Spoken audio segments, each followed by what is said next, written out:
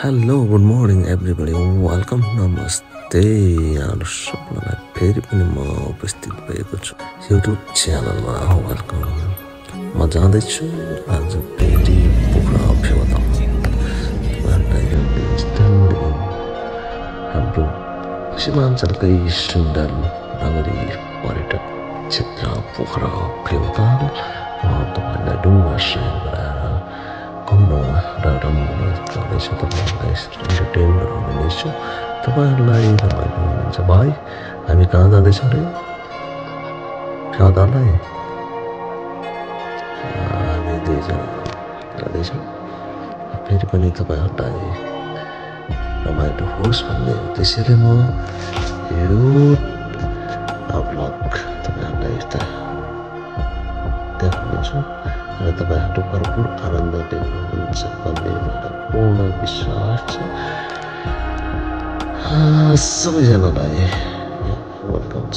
यसरी हामी ढुङ्गामा सेफ्टी पनि लगाएर हामी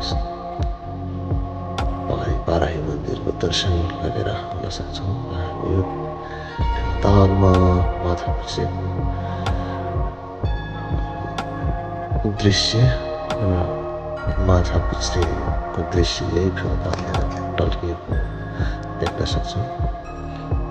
र हामी सबैजना यसरी एउटा आन्तरिक पर्यटक बाह्य पर्यटक यसरी नै आउने गर्दछन्। एकदमै यहाँ रमाइलो आनन्द भरपुर आनन्द लिने प्राकृतिक सौन्दर्यका साथ यो पोखरामा धेरै तालहरू ताले ताल बनेका छन्। सात ताल भन्ने किंवदन्ती पनि छ र